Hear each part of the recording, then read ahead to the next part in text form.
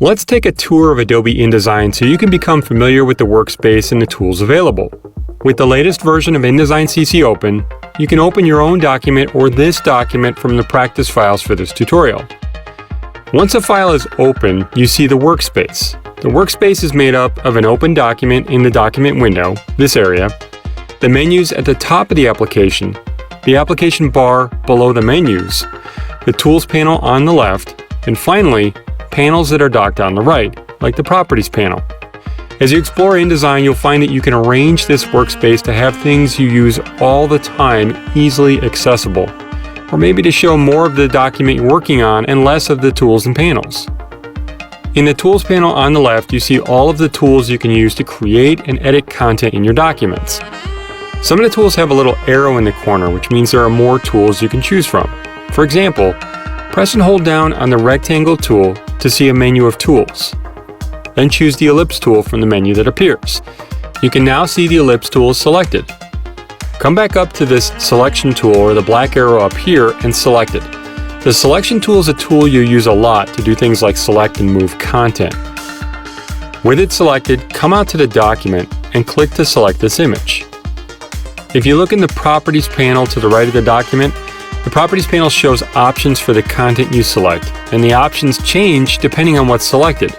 Panels, like the Properties panel, are where you can work with pages, apply formatting like colors, and a whole lot more. Click the Pages panel tab at the top to show the Pages panel. The Pages panel is grouped with the Properties panel and the CC Libraries panel here. To show the Properties panel again, click the Properties panel tab, and it'll hide the Pages panel. If you find that you need more space in the document window to work on your document, you can click the arrow at the top of the dock panels to collapse the panels. If you want to see the panels again, you can click the arrow again. These docked panels and others are found in the window menu at the top of the screen. Any panel that has a check mark is open and currently showing. This is also where you'll find the tools and the Properties panel as well. Let's open another panel. Choose Text Wrap from this window menu to open the Text Wrap panel. This panel is called Free Floating because it's not docked with the other panels on the right. You can move free-floating panels by dragging the title bar at the top or the Panel tab. You can also dock one or more of the panels on the left or right side of the workspace.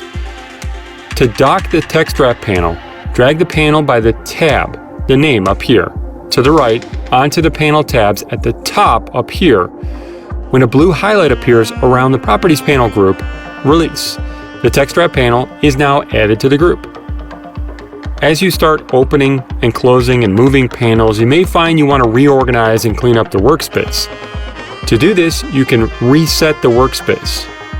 Click Essentials in the application bar above the document and choose Reset Essentials to put all of the panels back to their default locations.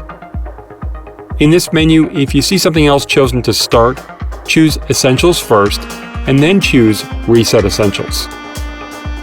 Organizing your workspace can make working in InDesign faster and easier. Now that you have an idea of how to manipulate the workspace, you can begin to customize your InDesign workspace to your individual working style.